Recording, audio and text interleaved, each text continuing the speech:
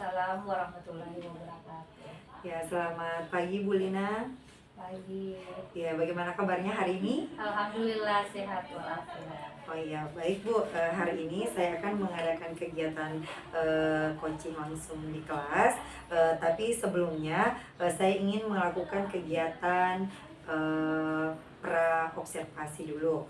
Eh, jadi ada beberapa hal yang ingin saya sampaikan terkait kegiatan observasi pada hari ini, yaitu kira-kira tujuan pembelajaran yang akan Ibu capai hari ini seperti apa?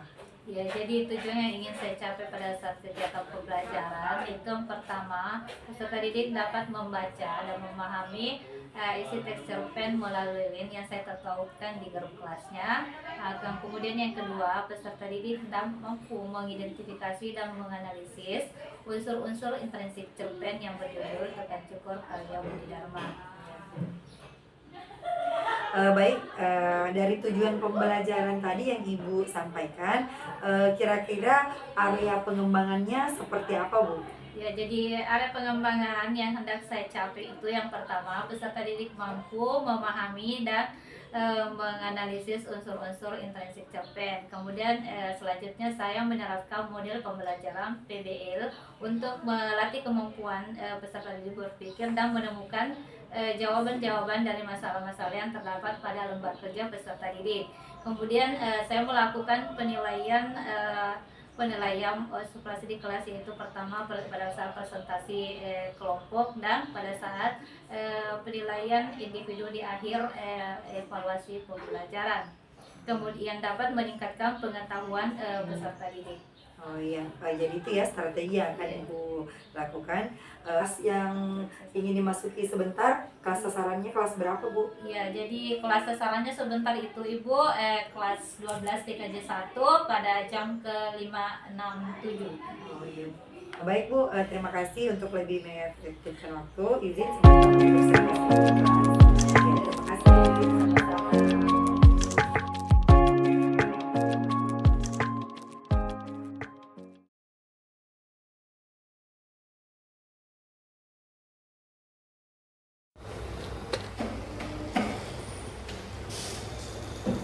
Assalamualaikum warahmatullahi wabarakatuh.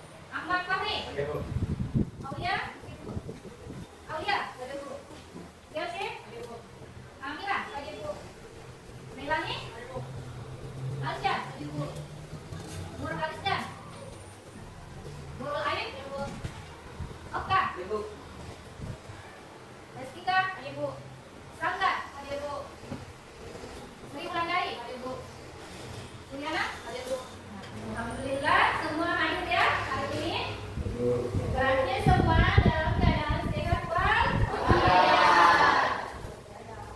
walafiat. Nah, untuk mencapai suatu keberhasilan, nah yang pertama yang ditanamkan dalam diri kita adalah kedisiplinan. Nah, untuk mencapai cita-cita kita, jangan hanya dijadikan sebagai mimpi ya, tapi jadikan mimpi itu sebagai kenyataan. Itulah kunci keberhasilan. Oke, nah kita masih semangat? Masih. Oke, kita SBP dulu ya. Ada yang masih ingat 1 sampai 5? Masih. Nah, jadi SBP-nya hari ini 1 sampai 5. Oke, kita mulai. 1, tepuk 2,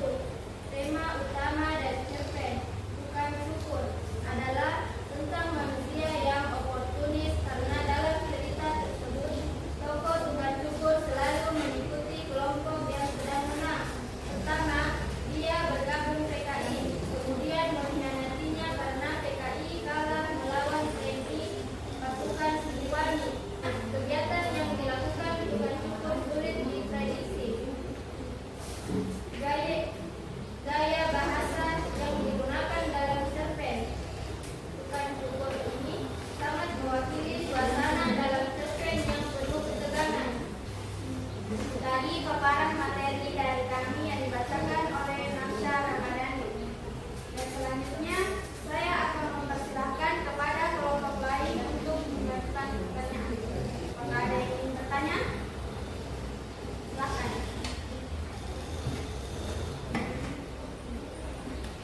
Assalamualaikum warahmatullahi wabarakatuh.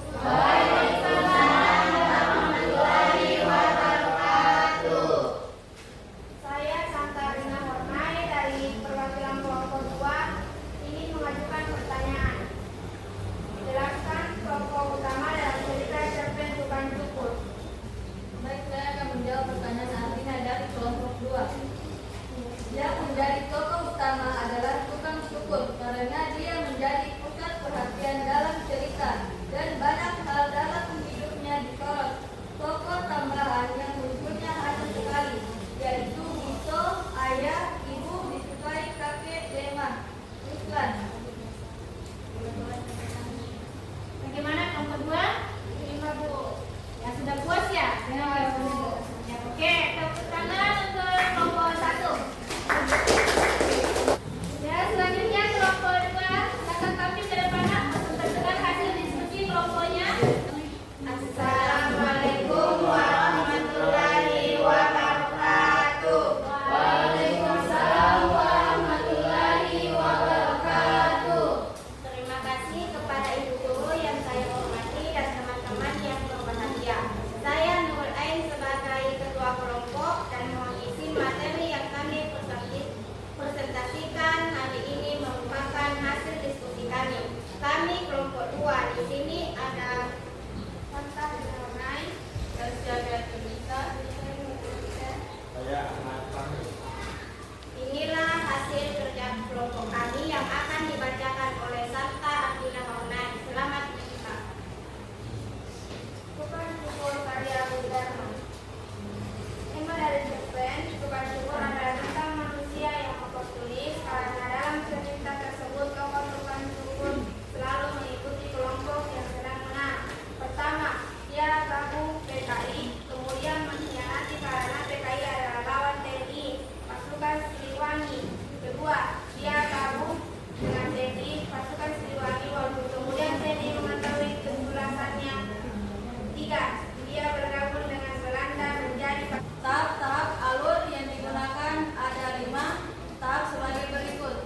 Tahap pengenalan, exposition, dan orientasi, yaitu pada saat diperkenalkan dengan tokoh yang bernama Ito yang mempunyai latar belakang miskin.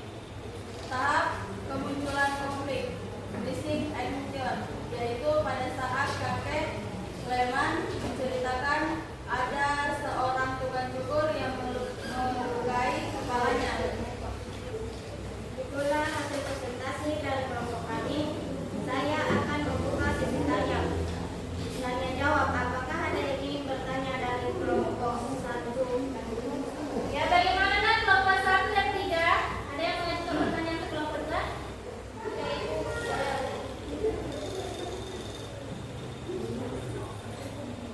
Assalamualaikum warahmatullahi wabarakatuh. Perkenalkan, nama saya Aulia dari perwakilan kelompok 3. Adapun pertanyaan saya, jelaskan gaya bahasa dalam cerita cerpen. Baik, saya akan menjawab pertanyaan dari kelompok 3. Gaya bahasa yang digunakan dalam cerpen Tukang Cukur ini adalah ini sangat mewakili suasana dalam cerpen yang penuh ketenangan seperti gambaran peran yang memaksa Bito dan ayah ibunya untuk mengungsi. Apakah ada yang bertanya? Ya. Terima kasih atas kesempatan yang diberikan oleh kelompok kami. Kurang lebihnya mohon dimaafkan. Saya akhiri dengan ucapan wabillahi taufiq wal hidayah. Wassalamualaikum warahmatullahi wabarakatuh. Waalaikumsalam warahmatullahi wabarakatuh. Oke, tepuk tangan dulu untuk kelompok 2. Oke, silakan lanjut kelompok 3. Assalamualaikum warahmatullahi wabarakatuh. Waalaikumsalam warahmatullahi wabarakatuh. Perkenalkan, kami Perkenalkan, saya sendiri Amelia sebagai ketua kelompok dan moderator. Dan di samping saya, Melani. Saya Ahmad Fahmi.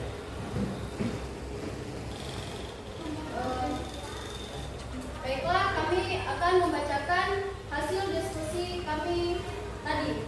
Saya persilahkan Melani untuk membacakan. Baiklah, saya akan membacakan hasil diskusi kami, yaitu mengenai tentang unsur linguistik berdasarkan cerpen Tuhan Syukur karya Budi Dharma. Tema utama dari cerpen Tuhan Syukur adalah tentang manusia yang oportunis, karena dalam cerita tersebut tokoh Tuhan Syukur selalu mengikuti kesorot tokoh tambahan yang muncul hanya sesekali, yaitu Gito, ayah, ibu, dan Dasuke, kakek Leman Ruslan. Penokohan cerpen Tuhan Syukur dibagi menjadi 3, yaitu tokoh protagonis Gito, ayah, dan ibunya. Mereka mewakili ketika temannya tidak pernah berbuat jahat. Baiklah, itulah hasil diskusi kami. Ada yang ingin ditanyakan? Silakan. Assalamualaikum warahmatullahi wabarakatuh. Waalaikumsalam warahmatullahi wabarakatuh. Perkenalkan, nama saya Suryana dari kelompok 1 ingin mengajukan pertanyaan kepada kelompok 3. Penokohan dibagi menjadi 3, apa saja itu? Yaitu kelompok protagonis, ya.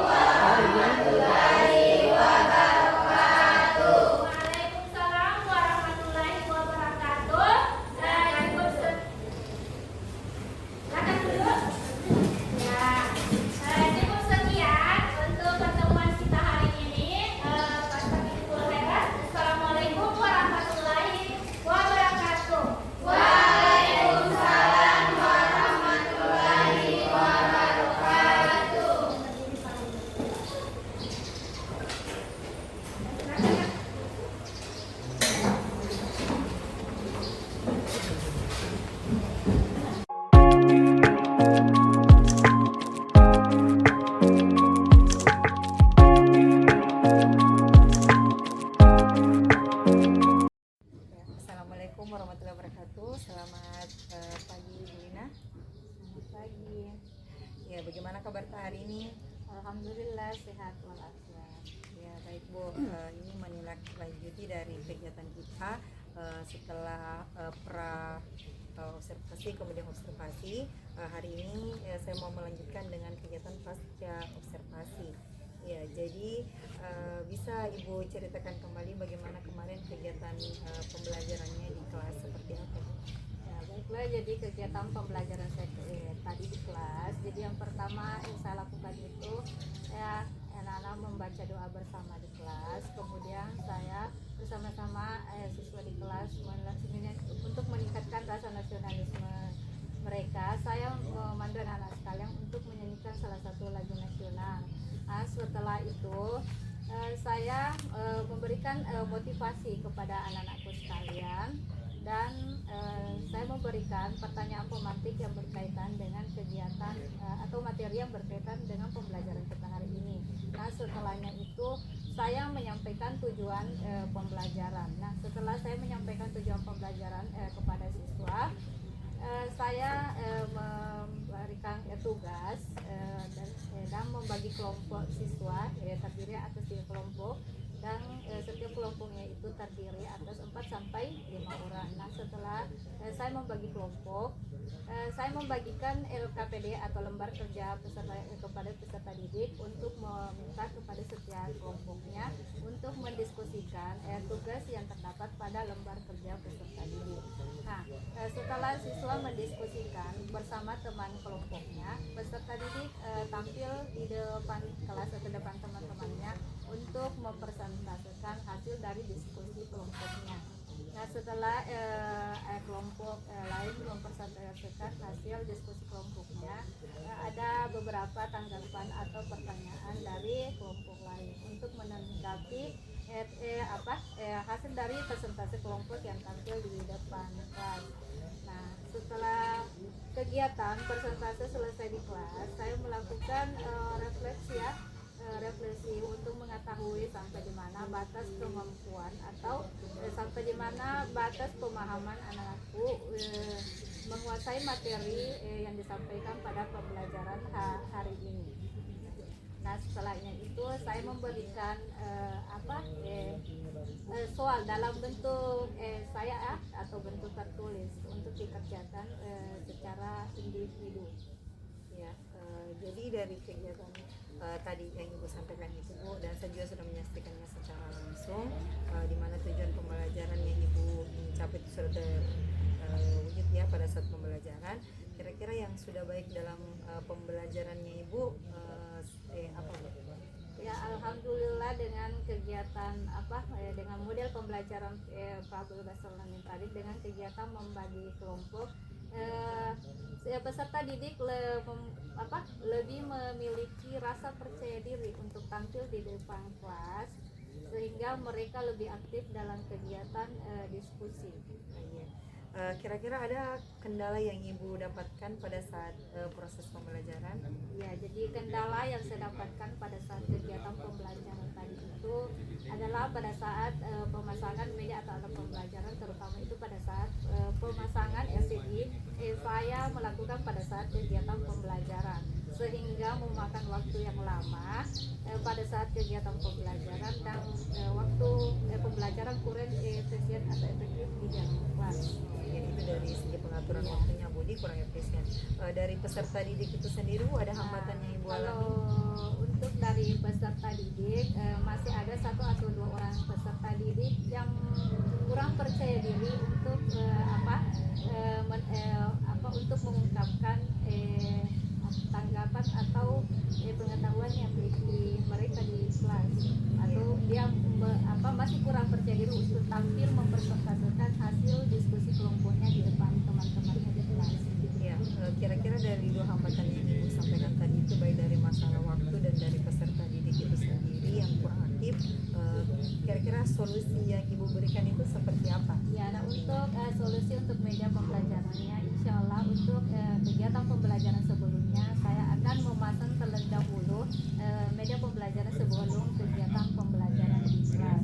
Nah, kalau untuk siswa, mungkin saya tidak akan memberikan batasan untuk siapa yang mau bertanya, tetapi saya akan menunjuk langsung ya kepada siswa mereka termotivasi untuk mengungkapkan apa yang mereka dipahami atau ketahui pada saat kegiatan pembelajaran berlangsung.